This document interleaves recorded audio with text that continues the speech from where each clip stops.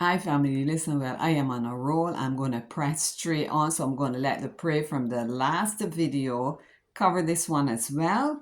So I'm in the same outfit, so don't get the videos mixed up now. By going to say, God must have given Joseph a lesson in the concept of something called Kairos time. He gave him a wide angle vision, a broader perspective which kept Joseph strong. We must have that wide angle vision.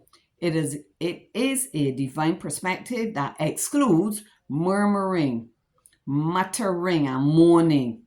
If we cannot have it for a person, the question begs to be answered: how can we have it for ourselves when not if?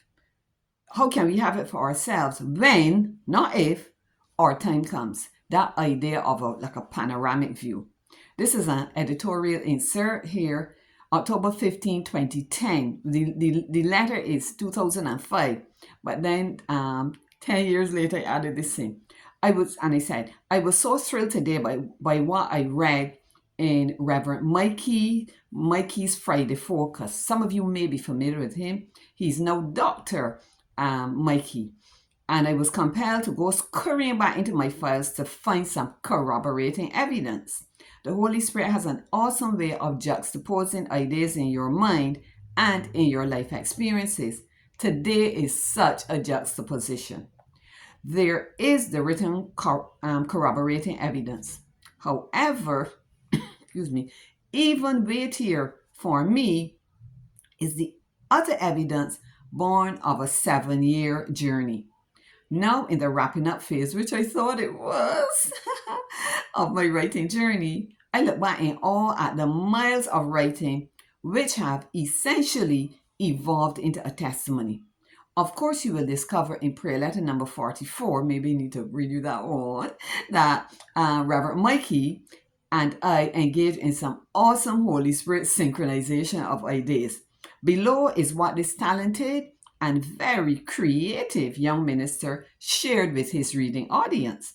I felt that the depth of what he wrote needed to go beyond his Moravian family. Reverend Mikey, again, God bless you.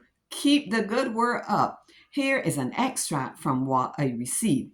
So this is what Reverend Mikey wrote. This is October 15, 2010. He says, with with all of that pressure for things to be accomplished by a specific time, our faith is tested when God's time is not in sync with our time.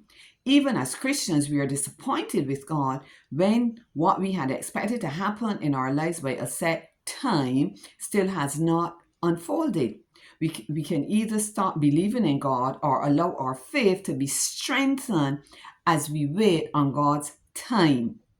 Either way, we learn this hard lesson that God's time is certainly not measured by a 24-hour clock. The recognition that events of our lives occur in God's time, he uses the device of a repetition, should lead us to a place of trusting God totally, realizing that he is in control. We dare not believe that a delayed fulfillment of our desire means God's timing is off. God's time is always the right time. The Bible has shown that when things happen in people's lives in God's time, God used their time to prepare them to receive what God had promised. And because of that, God gets the glory. And those who waited for God's time now have a testimony. And I say, end of what he wrote. And then I say, that could not have been better said.